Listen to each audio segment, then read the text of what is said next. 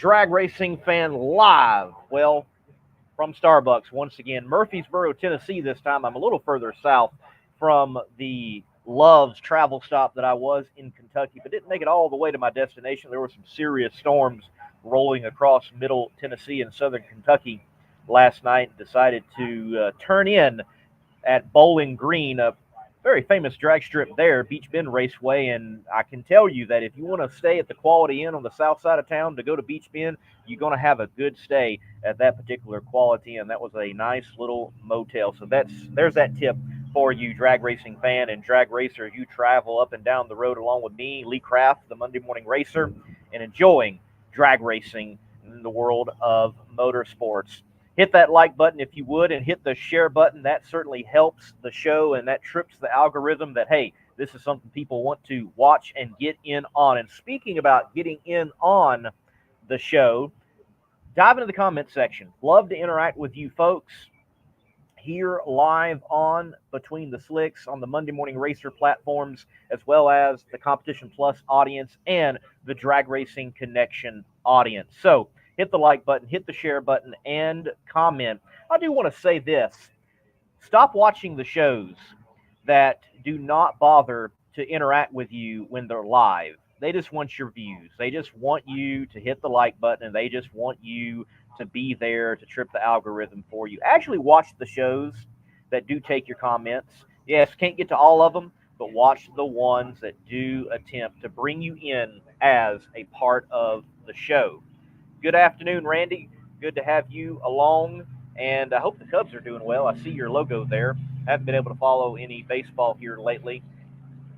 Today, Quain Stott. We've got him in the green room. We're going to be talking with him in just a few moments. He's the winner of the A-Gas category of the Southeast Gassers Association there at Kil-Kare Raceway. Speaking of the action at Kil-Kare Raceway, you can see it on the Monday Morning Racer YouTube channel.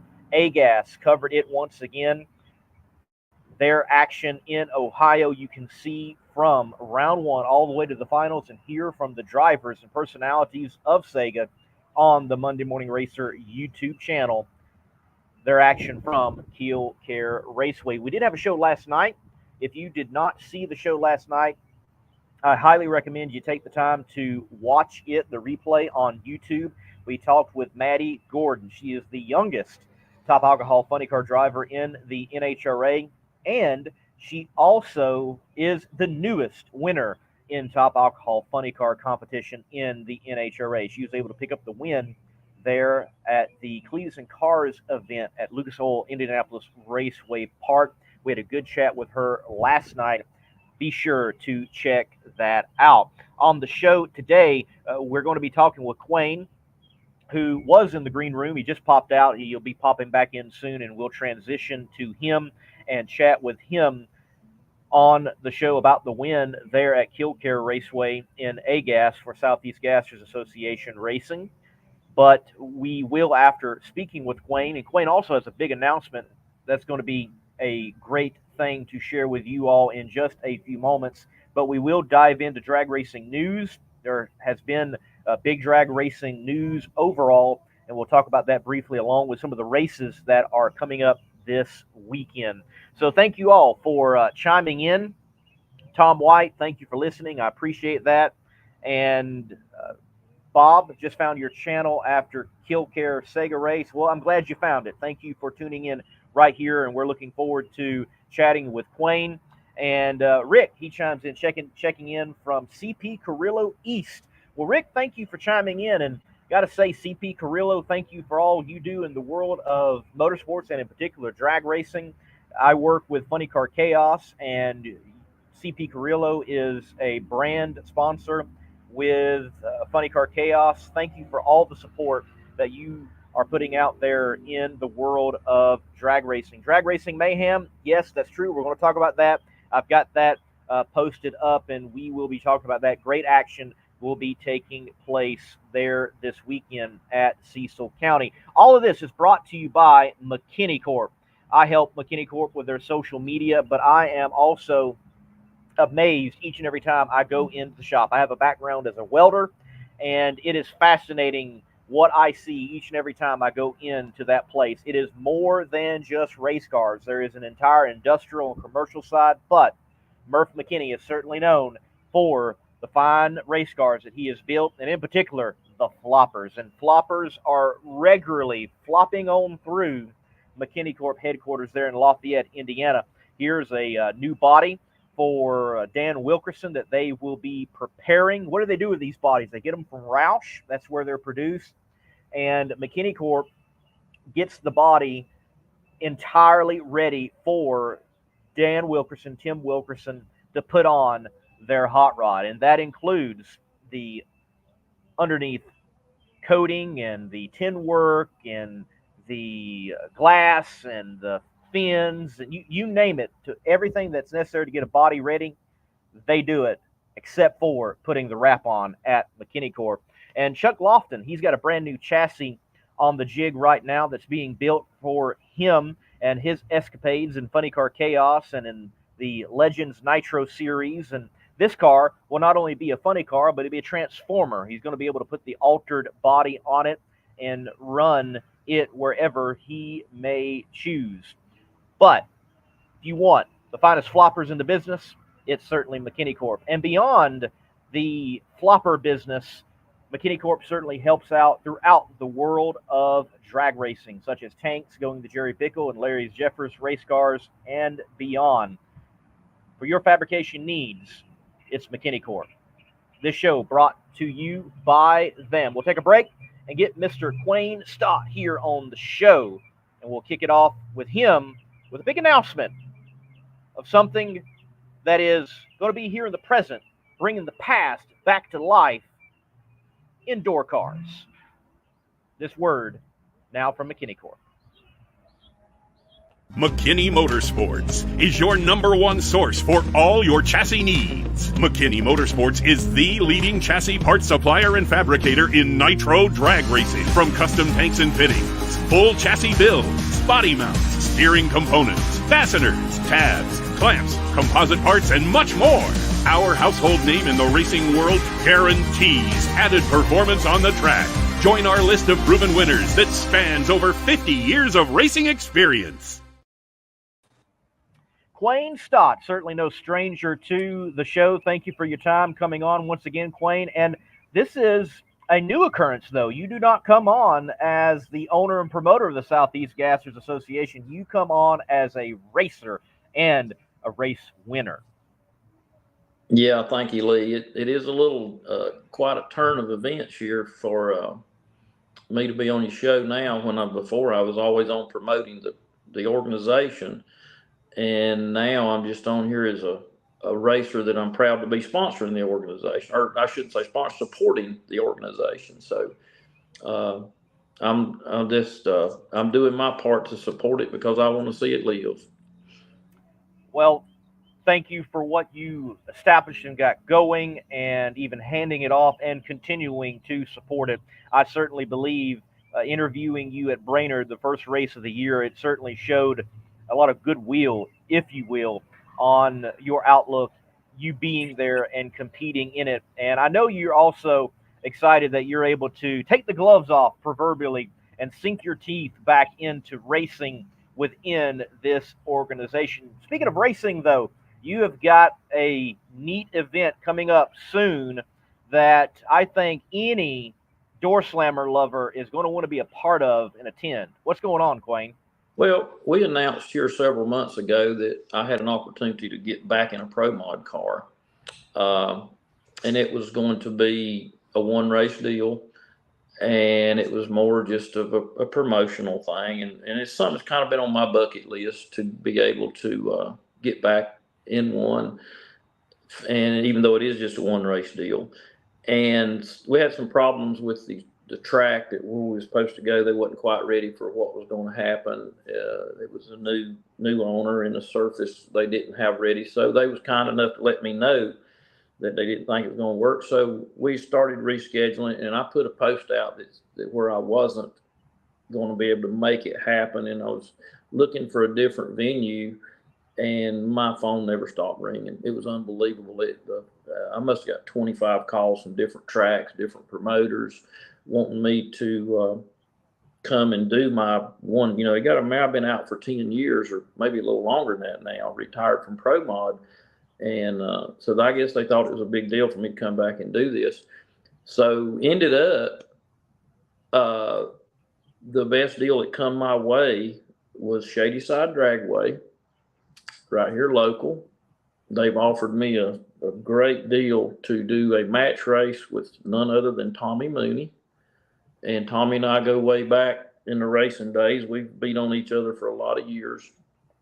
And so they feel like that's going to draw good. So I will make my return for this one race deal June the 13th, which is a Thursday night. And that goes back to the old match racing days too. You know, used to they do a lot of match races through the week. So it's going to be a Thursday night along with their regular test and tune. Be match racing Tommy Mooney. I'm not sure about times yet, but my guess is start about 6 o'clock. So that's Shady Side Dragway, Shelby, North Carolina, June 13th. I will be back in the Pro Mod, and I've got to put a very, very, very special thanks out to Troy Bostic for trusting me with his car. You know, how many people would do that? How many people would let you in a $200,000 or $300,000 car? Especially, I hadn't been in one in 10 years, so I'm not even sure I can do it, but we'll find out. And Andy Pinkerton, a lot of people know him as Skippy. He's going to be tuning it. This will be the first time in my racing career that I've ever drove a car that I didn't tune myself. But I feel like being out as long as I have and all the new technology that I would be totally lost. So Andy's agreed to tune the car. And so big thanks to Andy for doing that, and big thanks to Troy for trusting me with his car, and a big thanks to Shady Side Dragway for giving us a place, and of course thanks to Tommy for pulling up beside me, because a lot of people probably scared to. I've been out so long, I don't want to run over nobody, but I think it's going to be a lot of fun, and I'm looking forward to it. That is going to be a tremendous event, and what a blast from the past brought into the modern day. Good for Shady Side. Shady Side, just in so many ways, the Buff Boys continue to bring its trajectory on the upward path, and they continue to bring that facility forward and the events forward. That is going to be great to see you and Tommy going head to head in match racing on Thursday night, like it should be. You know, Pro Mod, its inception, its growth, its roots, so much of it is in a place like Shady Side or a place like Greer or Shuffletown, and Thursday night and Quick 8 programs and things of that nature. So it's going to be cool to see that happening at Shady Side for sure. Thank you for dropping that news, and I hope, I looked at my schedule, it'd be tight, but I hope I could be able to make it. I've got to be in Cordova for Funny Car Chaos, but that is going to be a tremendous event. Quain, let's talk about in particular, though, the event that just transpired this weekend up in Ohio. And first, with you being at one time for so long the owner and promoter of the Southeast Gassers Association within Sega Racing, Kil-Kare, that facility, that fan base, how important is it, and where does it fit in on the landscape of Sega drag racing? Are you asking where Kil-Kare fits in? Sure, That's yes. the question. Yeah. Well, the reason we added a northern race, actually at one time we had two back when I was running Southeast Gassers, is we have a lot of northern racers that come south and support us at our hometown tracks. We'll say Shady Side, for example, we had 80-something cars there. And so these northern racers make this trip to come and make us look good at our hometown track. So we put a race on there to give them, show support to them, and I guess you could call it a thank you. The northern races are tough. You know, it costs more to do it. It costs more on us. But I tell all my racers back then, I said, listen, I said, you know, these northern racers, is like Greg Stelz, drives from Wisconsin. I mean, imagine that every race. I think even Kil-Kare was 8 or 9 hours for him, and that's his closest race. But I used to tell the racers, I said, y'all, nine times a year, the northern racers make a trip to come and support us at our hometown tracks to make us look good. Is it too much to ask for us to go and support them once a year. And so I'm always proud to go up there. And it's kind of funny. I was out of driving gasser for a long time, 5 or 6 years. I didn't drive. I just ran the show. And when I did make the comeback with my Anglia about a year and a half ago, Kil-Kare was the first race I did that year. So kind of cool to go back and win the race where I started back driving at about a year and a half ago. You mentioned the Anglia. Before we dive into the round by round segments of you picking up the win there at Kil-Kare, the Buckeye Nationals, what is your little hot rod that you are in that so many, as Adam Lowhorn chimes in, describes as Kermit?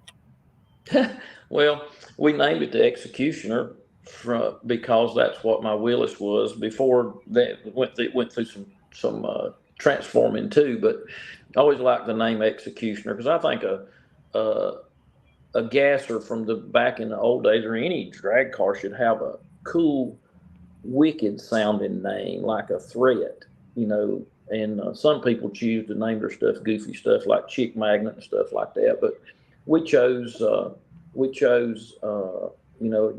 Chick Magnet more of but we try to choose a wicked sounding name. But a lot of people chose to call it Kermit the Frog because it's green and it's small and it does hop around a lot. Well, I think it's cool too, so I like that name. So whatever they want to call it, I'm happy with that. But I've always loved the Executioner. That's a name that'll probably stick with me as long as I race a gasser. Yes, threatening name in competition does certainly make sense. Well, it kind of makes it hard to somebody say, who'd you outrun? If somebody outruns me, they can say, I beat the Executioner. And they asked me, said, who'd you outrun this weekend? I had to say, I outrun the Chick Magnet. That sounded real like I really accomplished something, didn't it? Right. Chick Magnet, Yeah, I beat the Chick Magnet. Right. And then the guy driving doesn't look anything like a Chick Magnet. So. That's for sure. If he's a Chick Magnet, I'm in good shape. Absolutely. Well, speaking of outrunning the Chick Magnet, how did qualifying go to get us to round one for the race there at Kil-Kare? Did you feel that you had a competitive enough car? I know talking to you in the past, you have mentioned many times that you don't have everything you need ET and speed wise. You need a little bit more, but obviously you're able to pull out the win throughout the day. But going into round one, what were your thoughts after qualifying? Well, I'll go back to qualifying real quick, and you're exactly right, Lee. I do not have the race car I need, which makes us proud when we do win, because we got the right parts. I've got, but I've chose a small block, which has to carry a 1/4 pound extra weight. So we're handicapped behind the 8 ball from the start, and then a short wheelbase car. But when qualifying, the first round of qualifying I made, I got loose, and I realized, nothing against Kil-Kare because that's a great facility and that track's always good, but it had rained all day Friday. It rained out any testing we wanted to do. So the track was real tricky. I'll use the word tricky because of the rain. The Kil-Kare people did a great job of doing the best they could with it. But, the rubber had gotten loose because the rain had got between it and the asphalt. And that's where I think experience comes in when a track's tricky. And I knew first round of qualifying that I had a good chance of doing good at this race because I seen what happened. Leslie did make a good qualifying round, as did some of the others. I think we ended up 4th or 5th. I can't remember. But every pass I made, I learned something. And first round against Dean Jonas, we had a good run, had a real good run going. And right at the finish line, the car got loose. And Dean almost got back around me, but we got through that one. And I realized then that I needed to make another change to the car, that I had the starting line figured out, but now I got problems at the finish line. So I had to find a balancing act between the starting line and the finish line to set the car up different. And we tinkered with it. And as the race went on, and then second round, we had Leslie. And we made a really, really good run. It wasn't as fast as it needed to be, but it was fast enough.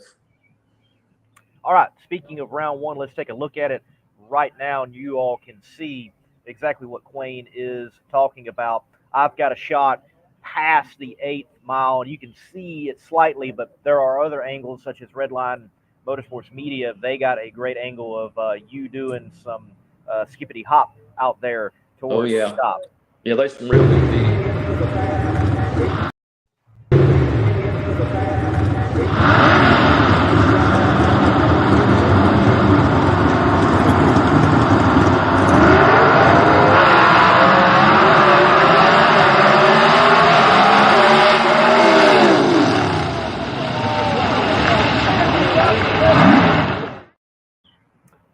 That was certainly a ride. It's a ride that got you a win, though. I'm sure that track felt completely different even after the rain. Yeah. Well, we didn't get to run. We had 2 qualifying rounds on one surface, and then we had a whole nother surface when it come race day. Because remember, first round, I didn't even get to run first round until after the big rain came. Right. Because they was me and Chase and Dean and whoever Chase was running was still sitting there. So I didn't get to feel the racetrack at all, which probably did me a favor because I'd have been trying to set my car up for that track. And then luckily getting by Dean first round, because he could have got back around me. Dean had me a little bit on the tree, but I had him enough on ET that he couldn't make it back around me when I got loose down there. But that little old car, that's the problem with it. I have to run so much of a percentage of weight on the nose to get it to not hit the wheelie bar so hard, because that's its problem. I can't 60 foot with the rest of the guys because it hits wheelie bar so hard from being short. So I got to run so much weight on the nose that now it drives bad on top end. And we just have to have a balancing act at every track we go to. And that track was really, really tricky. But in my favor, it was tricky for everybody. And my 46 years of drag racing, I happen to know how to handle that most of the time. And so if I'm a little bit down on horsepower, they can't flex their muscles as much as they usually do. So that's when I sneak a win in. All right, Quain, let's build this up. A lot of folks are here not just because you won the race, but they're here because of the round 2 matchup in particular. Round 2, you've got Leslie Horn in the Chick Magnet, former champion of the series, now owner of the series. And folks have already been chiming in. For example, Leslie brought his picnic basket and blanket to the beams in second round. That's a great one. And then, Rocky's usually got something to say most of the time, too. He says, Quain Stott, Brian forgot to hook up the Chick Magnet's alarm clock to leave the line, so the whole shop was on. Oh, that's great. Alarm clocks in race cars. Maybe that should be a thing. And there's some other ones as well in here. So round 2, you've got Leslie. What are your thoughts going in? And then we'll play it for everyone to see. Well, Leslie, the first thing he done, and he's super good at this, I don't think Leslie's ever lost a race. It's always been bad luck. Now, it's always skill when he wins, but when he loses, it's bad luck. I've never seen a man with so many excuses. But anyway, Leslie still don't know what I done to him. And I'm not going to sit here and tell it because I may need to do it again. But there's a lot of tricks that Leslie don't know. And I made the comment to some of these punk kids, and I was talking about him, not the rest of them. His racing experience is not there. They like I say, it's hard for me to talk about it without giving away some of the secrets. But, they used to call Ricky Smith Tricky Ricky because he was sharp on the start line. And I learned a lot watching Ricky back in the day. And Leslie, he's got a starting line routine that he uses just about every time. And if you break it, it messes him up. And this is what I told Leslie. He come over to me and he said, well, I'll give you that one. In other words, it was luck on my part. And I said, Leslie, you was late. I was not. That sounds like to me the better driver won the race. He made a mistake. I didn't. So wherever luck comes in on this, I'd like to know. But if you watch the video, you will see that I took every second I could take to stage. But there's a little bit more to it than that. And if anybody ever figures it out, more power to them, because I've used it many times. So I'll leave it at that. Take on Kenneth Phillips in the semifinals.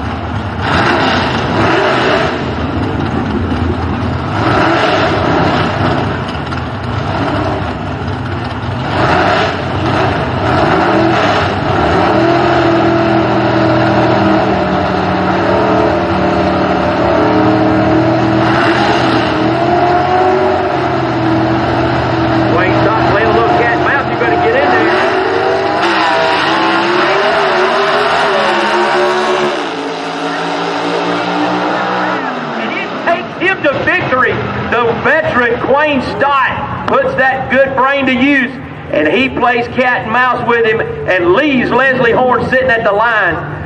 Man, Leslie Horn out ETs him, but not enough, because it's who gets to the stripe first. Did anybody see any luck in that run? Was there any bad luck on Leslie's part? It looked like driver error to me. I didn't see any bad luck. So I'll just leave that up to the fans. Was that bad luck or was that driver error?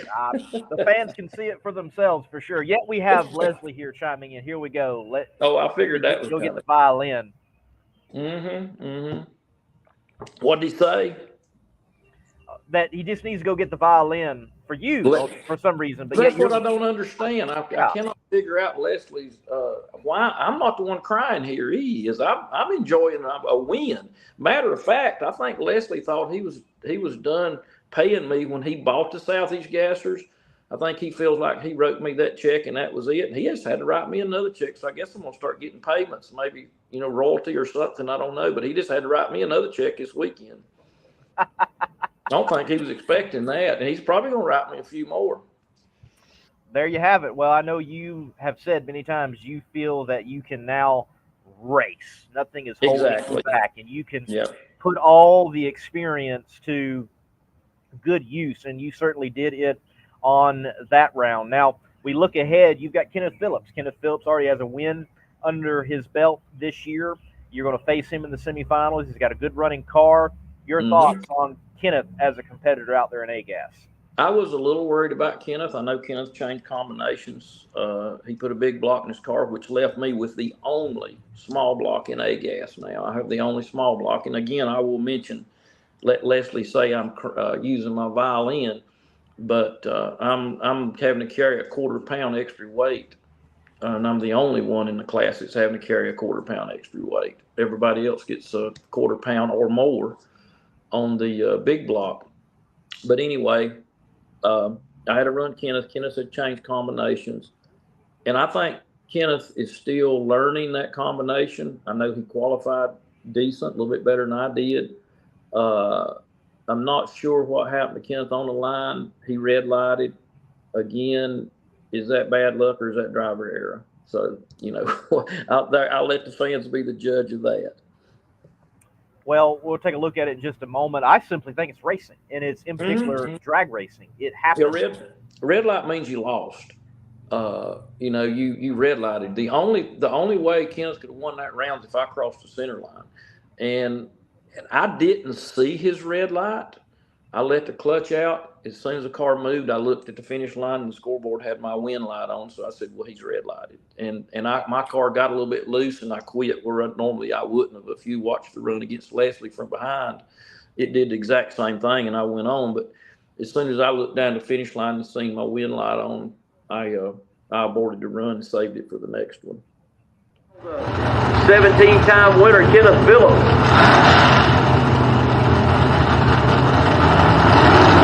Phillips is already most cars in free stage. Not waiting and taking his time. He knows he's got 7 seconds. Kenneth Phillips, red light. Quain Stott has pulled it out again. The veteran driver using all that he's learned over these last 35 years of racing experience, and he will be going to the finals versus Chase Howard. As we've established, though, Leslie wants to remind everybody it's now Quain Lucky Stott. I've got to say this. You've garnered Kermit and Lucky, Executioner, others. You got all these names. If you're collecting names, you got to be doing something in some sport to get names. Oh yeah. Well, they always want to pick on the guy that wins. The most hated people in the world are the ones that win. And Leslie, I will have to admit, is the sorest loser I have ever raced with. I've never seen so many excuses, and I'm still trying to figure out the luck part, Leslie. Maybe you can explain that. Why that I'm lucky. But anyway, I'll take it. Don't get me wrong. I hope I get lucky at the next race, and I'll take it any time. To me, lucky is where a guy red lights and then the other car crosses the center line. And you get put back in. That's luck. But we'll let Leslie play that along as all he wants to. I don't think anybody's paying much attention to him. I made a comment on his Facebook page earlier. He'd been talking some trash on there. And I said, Leslie, it's not really a big deal. You can say about all you want to on your page because you don't have enough followers. Nobody's seeing it anyway. You post something on my page, the followers will get involved, Leslie. I think it's just me and him going back and forth. It might have been 3 other people involved. But if y'all want to, go follow Leslie. Make him feel a little better so he don't feel like such a punk out there. Oh, this is good stuff. And that's just it. It is good stuff. Y'all are having fun with it, and that is certainly good. I know you all want to beat each other on the track and see Southeast Gassers move forward as a platform. Now, Drag Racing Mayhem brings something up. He says, if any of that was done in NHRA Top Fuel, the tears would be endless. They would be crying on the top end. Now, here recently, there has seemed to become a newer brand of driver at the highest levels of drag racing, professional drag racing in the NHRA. And there does tend to be whining about race procedure, even within the rules. I'm curious, was that an issue back, 20, 30 years ago in Pro Mod and before and coming up in drag racing? Was it that big of a deal for someone to, use up all 7 seconds or double bulb and things of that nature? Especially us nitrous guys, when the blown cars and nitrous cars ran together, nitrous cars had 2-step and the blown cars didn't originally. They had to swap feet. So the blown cars had to go in at 5,500 RPMs or whatever and hold it there. Well, we knew that was a vulnerable spot for them. So just about any time I ran a blower car, I would, if there was any way to make him stage first, I would, and I would count to 6 before I went in. And I didn't care who liked it. It's like I told Heather the other day. I said, honey, we don't have any friends on the starting line. I'll win a race no matter what it takes. Now, we get back to the pits, I'll loan you anything. I have raced against my parts many a times, and I'll loan parts. I'll do anything I do. When I go to starting line, I don't have any friends. Now, before this year, I didn't never play any games with anybody because I was out there racing simply to be another car to help the organization. But now I'm out there. I can race to win. I can say what I want to say. I don't have to worry about anything. I'm back to the old Quain Stott. And I can tell you this, too. The Southeast Gassers made a rule change that I don't like. They're making everybody weigh. On qualifying, you got to weigh even if you didn't improve. Well, we used to use that strategy in IHRA to run who we wanted to run so we could change our qualifying positions. In other words, if we made a good run, it was going to improve our position, and we didn't want to improve so we could run somebody on up the ladder. We'd skip the scale so that run would get thrown out. Well, they're not letting us do that now. That deal, I seen Kenneth Phillips do it to Leslie Horn. They was chasing each other in the points several years ago. Kenneth skipped the scales, throwed him running Leslie first round. He took Leslie out.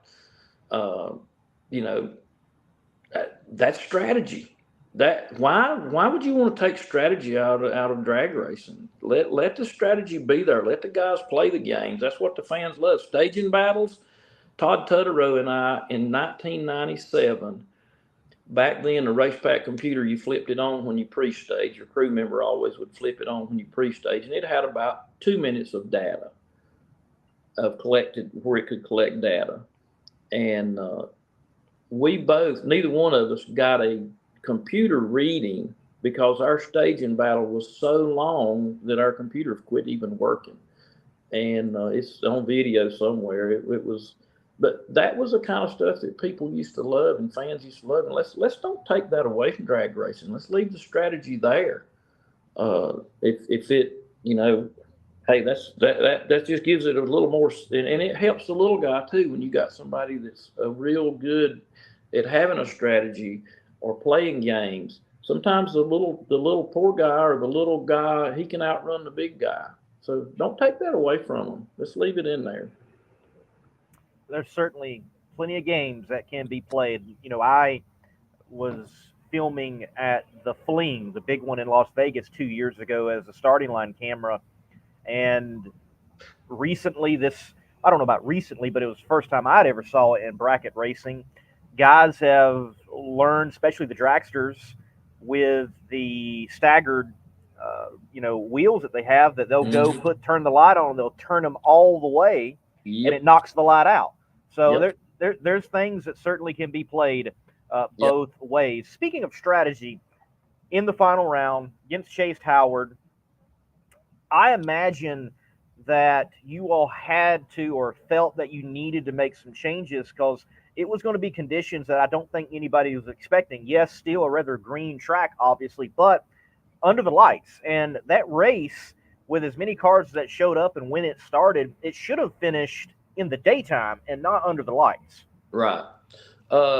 We made a major change in the finals to the car. Major change. Because we knew, you and I was talking before the show started about keeping notes.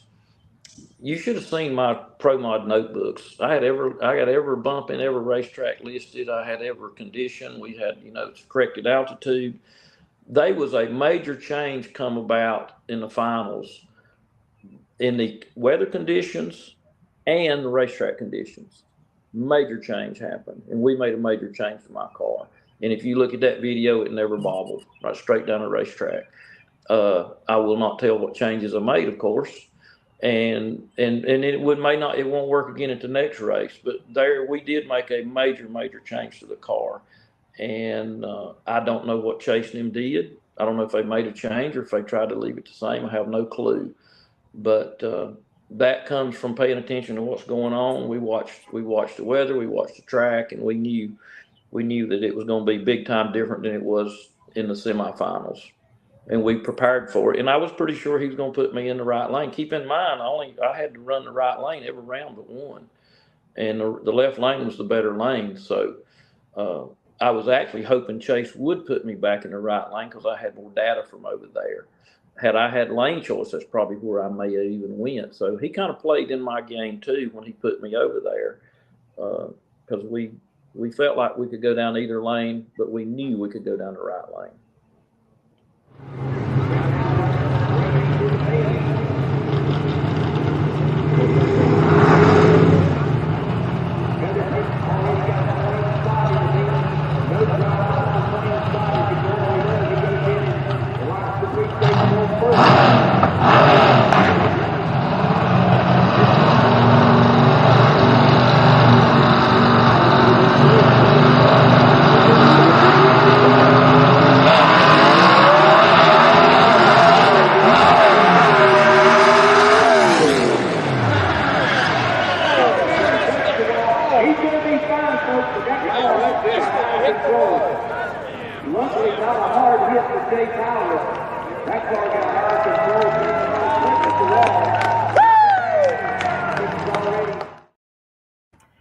Well, certainly bum deal for Chase going for the win there in the final. He was all right. I saw a social media post that they do plan on being at the next event there at Knoxville Dragway coming up in the month of June, if I remember correctly. You rocket on down for the 8th mile, turn on the win light, pick up your first win of the year in Southeast Gases Association competition, and have become, with that, the 3rd winner in the 3 races in A-Gas so far this year. So parity must be a reality right now within AGAS amongst the competitors, because you got someone like Leslie Horn, who has been number one qualifier already 2 times this year, but yet has not been able to pick up a win. Kenneth Phillips is leading the points. He is a race winner.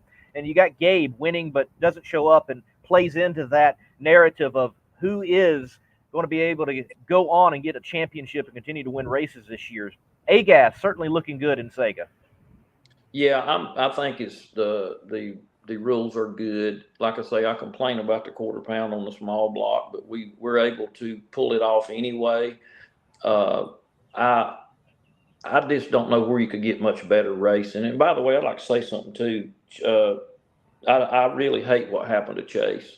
That was, I'd never wish that on anybody, and I'd love to publicly say that if there's anything I can do to help Chase get his car ready for the next race, he knows without me saying this that all he's got to do is pick up the phone, and we'd be glad to help him. I didn't like to see that happen. I don't like to see that happen to anybody. And but anyway, the parity is good in all classes, not just AGAS. Southeast Gassers is probably some of the tightest racing right now of any kind of racing around, other than maybe NHRA Pro Stock. So if you love close drag racing, first to the finish line wins, they ain't a better place than Southeast Gassers to come and watch one. I absolutely agree. Can we expect to see you in Knoxville for the next event? As far as I know, I'll be in Knoxville. I'm planning to. People keep putting on the website that they'd love to see me and Leslie have a match race. I will go ahead and tell you that will not happen. When I beat Leslie, I want it to hurt. And a match race don't hurt Leslie. I want it to be a round of gas at a Southeast Gasser sanctioned event. And I want it to be a round of racing because, like I said, Leslie has got me to the point now I want to hurt him. And when I outrun him, I want it to hurt. So that's where the racing will be. I want to hurt his feelings really bad. I like it. That is certainly a different take on it. I think most people would be like, yes, let's do the match race. But I like your take that no, I understand, match racing, it has its place in the sport. It would be great in qualifying, move some money around. But where you're at with Leslie, yeah, it's going to hurt him in the points pocket, not just the paycheck pocket. Right. Yeah. If we could bet $1,000, we could bet $10,000, and it wouldn't make no difference to me or Leslie. We both could stand the hit. But the round loss would hurt a whole lot more than losing a little bit of money would. He says you got to get past the first round, though. So, well, maybe I can get lucky and have a bye run like he did at the last race. And he wants to say bye run's not luck. It was lucky that they wasn't a full field of cars, or he wouldn't have had no bye run. So, he's the. And I wonder, you just made a good point a while ago too. You said Leslie's been number one qualifier at 2 out of 3 races, but hadn't won one. I guess that's bad luck too. Right. That's bad luck. Poor old Leslie. I feel so sorry for him.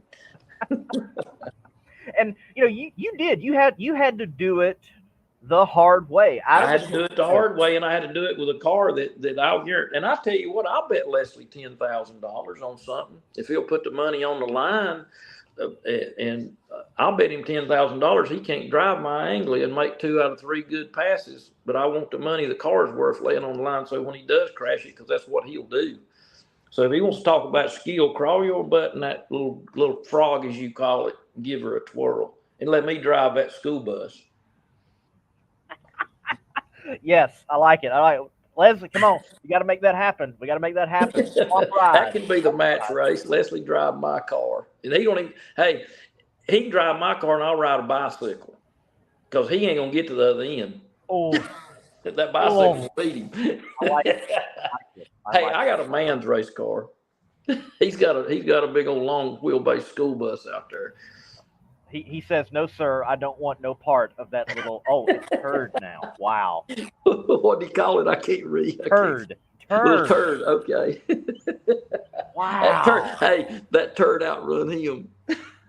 It did. That ought to make him feel real good, oughtn't it? He called it a turtle one time. Yeah. He already said turtle earlier. He did. Yeah, he's thrown it all out today. Mr. Horn, you got to back it up at Knoxville. You got to do something. He's gonna have to back it up. Right. Yeah, and it looks like you're gonna have to win a race to get on Lee's show to defend yourself. So don't let him on unless he wins a race, Lee. Right. That is the MO. You have to win or do something spectacular, and he hasn't done anything spectacular enough to get on the show, so he's got to win. So he got to live with everything I've said until he can win a race and get on the show. And I think Gabriel Burrow's coming to Knoxville, so good chance Leslie probably won't win that one either. That's right. That is right. Quain, man, look, it's been a pleasure once again. Thank you for your time and always having time to come on, whether it's Competition Plus or right here on Between the Slicks. We'll let you get back to work. Congrats on the win, and looking forward to see you in match race trim there at Shadyside. Yeah, and Lee, I'd like to say something too. I want to thank you for everything you've done for Southeast Gassers in the past and in the future, because I really feel like people like you is what made Southeast Gassers what it is. And even though I'm not the owner anymore, I still want to support it and see it grow, and I appreciate what you've done. Thank you, Quain. I appreciate that. We look forward to seeing you at Knoxville. Thank you, buddy. Appreciate you. All right, folks, that was Quain Stott, winner of the A-Gas category of the Southeast Gassers Association there at Kil-Kare Raceway, race number 3 for Sega here in 2024. We're going to take a quick break, and right after this break, drag racing news, and we'll wrap up the show. This word from Destroyer 1320. If you want to protect your modern ride, in particular modern muscle car, and even your Ram truck, it's Destroyer 1320 with the simple yet effective theft deterrent system. If you own a beautiful modern muscle car like this 1320 Challenger, I'm sure you don't want it stolen. Because the Challenger and many other modern vehicles have an easily accessible neutral release strap. That was your coin holder in your central console, and beneath that there's this red cord that someone can pop, put it in the neutral, and potentially easily steal your car. But at Destroyer1320.com, they have the TDS, Theft Deterrent System, which is a cover over that strap using factory mounting points so that you don't get popped by a thief. So make sure to go to Destroyer1320.com using promo code MMR for 15% off and get your Theft Deterrent System TDS and steal the thieves' hope.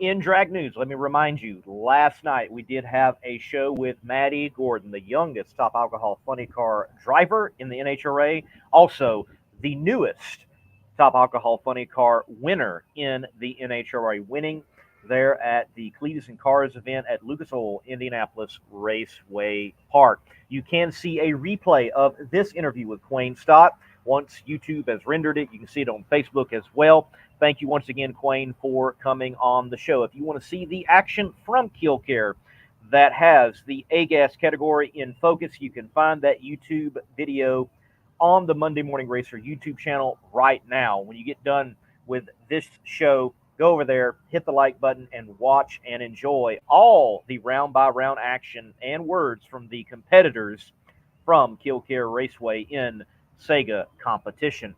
This weekend, diving into drag news in earnest. Rocket City Dragway, a.k.a. Huntsville Dragway, it is revived and back alive.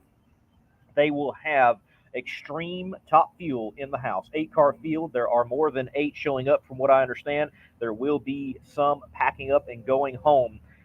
8 nitromethane burning hot rods are going to be lighting it up in Huntsville, the Rocket City, for drag racing action. Also, Nostalgia Pro Stock and a bracket program will be in. If you're looking for drag racing action in the Southeast, I highly recommend this show at Rocket City Dragway. I will be there. I will be covering it. Looking forward to the action. Going to talk with Joey Haas later today, and we may have a show tomorrow morning live with Joey and other entities, personalities of that group, Extreme Top Fuel, on the show. Some big news that was announced for drag racing is this. recently, the U.S. Today put out Best Motorsports races such as the Daytona 500, the Indianapolis 500, U.S. Nationals, and beyond were mentioned as possible best motorsports race.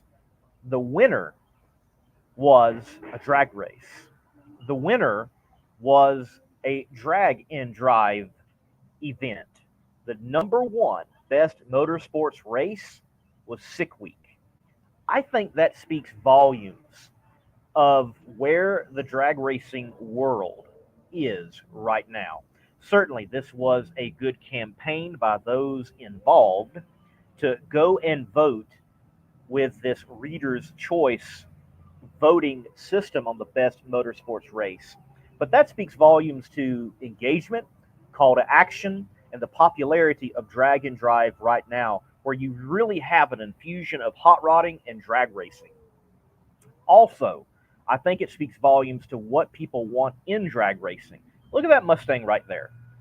Now, certainly, we would argue whether it is a street car or not, but it is on the street. It is street legal, and then it can go down the drag strip in a competitive time and speed. I want you to notice, though, he clearly has a window that can roll down and up, though it is a full-fledged drag car. That's spectacular. I think the formula is very simple when it comes to drag racing. People want cars that go as fast as possible, as they are as competitive as possible, but yet they retain the car look. There's no shadow of a doubt of what it is and what it's supposed to be. The other side is then go full out and be fully modified as a race car, such as Top Fuel, and let it showcase what it can do at the high level of the sport.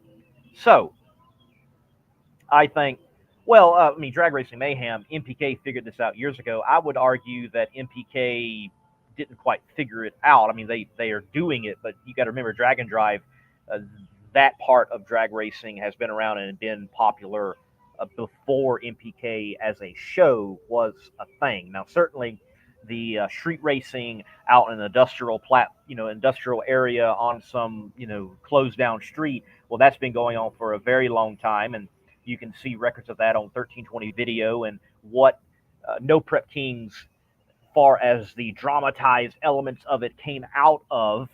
You can see that, but Drag and Drive, long history already, and it has had that a part in it.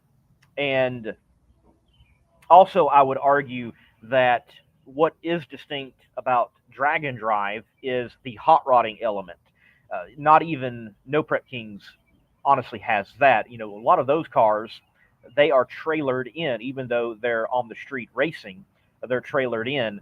That's not the case with drag and drive machines, and it is good to see a segment of racing.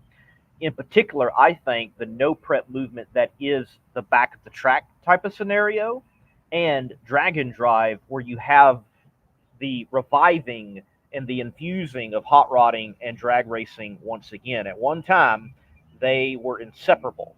Over time, you have very specialized machines on both sides. So it is good to see segments that have both of them once again. Also in news this weekend, I expect Drag Racing Mayhem to be out there. There is a big Pro Mod race taking place at Cecil County Dragway. Pro Mod Invitational, $50,000 to win on the line. And also in particular interest for me, the Lucas Oil competitors, the Top Alcohol Funny Car and Top Alcohol Dragster, will be in action. So you've got a Pro Mod race happening. I believe it's a divisional and a regional race as well. So you're going to see a lot of drag racing at Cecil County there in Maryland. So catch the action there. Catch the action of Rocket City Dragway. Catch the action wherever it may be taking place this weekend. If you know of a drag racing event taking place, feel free to put it in the comment section. Would love to know where racing is taking place this weekend. And so many events are popping up and so many new tracks are coming online. I think of Southside Dragway. I had some fans clue me in. Southside Dragway, I believe it's West Virginia. They are coming back to life, a drag strip that's being revived. That is good to hear. You have drag strips such as Flying H. They are, getting up to full song. And you have Rocket City Dragway, Huntsville Dragway. It looked like it was gone and not coming back, and here it is. It's back this year and getting back up to speed. I know we tend to see so many negative news reports within motorsports, but there are so many positives as well. Thank you all for tuning in today. Look forward to tomorrow. That announcement will be coming later on concerning being able to go live and speaking on, in particular, the action that will be taking place at Rocket City Dragway with Extreme Top Fuel. If not, well, be looking for the coverage from that event on the Monday Morning Racer YouTube channel. Thank you all for watching. Hit the like button, hit the share button. I'm Lee Kraft, aka the Monday Morning Racer, expressing to you, God bless, and keep the pedal to the metal. Hero Soap Company is a veteran-owned establishment that produces all-natural, essential oils-infused soap that is sold with a portion of the proceeds supporting other veteran groups. Hero Soap Company. Heroes supporting heroes. Be a hero yourself and buy a bar and let freedom clean.